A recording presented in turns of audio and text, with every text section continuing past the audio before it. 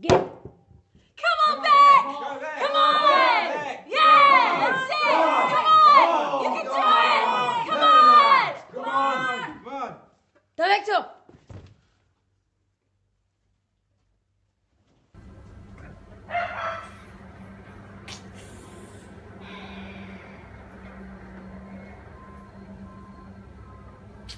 I ain't knocked around these city streets all my life for nothing. I changed my business according as I had to.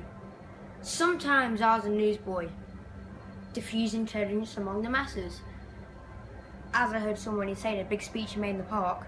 But I'd give it up after a while. They wouldn't always put enough news in their papers, and people wouldn't buy them as fast as I wanted them to. So one morning, I was stuck up with a lot of guardians. So I thought I'd make a sensation. So I called out, great news. Queen Victoria assassinated. Oh, all my guardians went off like hotcakes. Now I went off too. But one of the gentlemen who got sold remembered me and said he'd have me tuck up. And that's what made me change my business. I was sort of ashamed at the time, especially because of one poor old gentleman. He couldn't help crying to think the Queen was dead. His hands shook as he handed me the money for the paper. I've known what it was to be hungry and cold, with nothing to eat or to warm me, but there's just one thing I never could do. I never stole. It's mean. I just wouldn't do it. Now, Annie, you know I do care for you. I dreamed about you anyway. That's something, ain't it? Wednesday night, I dreamed that you was sitting over there by the bed, and Sid was sitting over there by the woodbox, and Mary next to him. And I dreamed that Joe Harper's mother was here. So dim now. Somehow it seems to me that the wind it blew out the I've got it!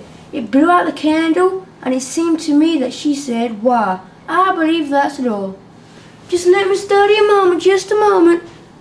Oh yes, she said she believed the door was open. And then, well, I won't be certain, but it seems as if she made Sid go, and she made him.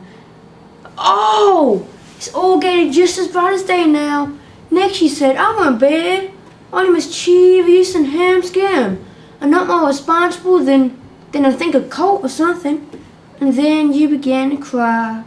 Miss Harper began to cry, and said Joe was just the same, and she wished she had a wept hand for taking cream when she threw it out her own self. And then I saw her drag in the river falls, and about having the funeral Sunday, and you, oh Miss Harper, heard and cried. And she went. And then I thought you prayed for me. I could hear every word you said when you went to bed, and I was so sorry that I took and wrote on a piece of sycamore bark, we ain't dead, we only are bean pirates. I put it on the table by the candle, and you looked so good laying there asleep that I thought and went and leaned over and kissed you on the cheek. Well, it was partly accident that Paul fell in the brook. He stuck his head in on purpose, but the rest of him fell in accidentally.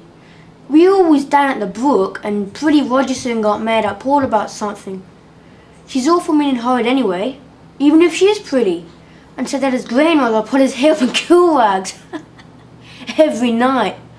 Paul wouldn't have minded, or she said, I suppose, but Gracie Andrews laughed, and Paul got awful red, 'cause Grace is his girl, you know. He's clean gone and all, brings her flowers and carries her books as far as the shore road. He got as red as a beetroot and said that his grandmother didn't do any such thing, and his hair was born curly. And then he lay down on the bank and stuck his head right into the spring sham. Oh, it wasn't the spring we drink out of, it was the little one lower down. But the bank itself was slippy and Paul went right in. I tell you, he made a splendid splash. But he looked so funny when he crawled out, all wet and muddy. The girls laughed more than ever. But Gracie didn't laugh. She looked sorry. Grace is a nice girl, but she's got a snub nose. When I get big enough to have a girl, I won't have one with a snub nose. And I'll wash my face before I go courting. And I'll wash behind my ears too, without being told. I remember this morning. I don't forget half as often as I did. It's just there's so many corners about a fella, it's hard to remember them all. My name is Cyrus Hallam, and I am 13 years old.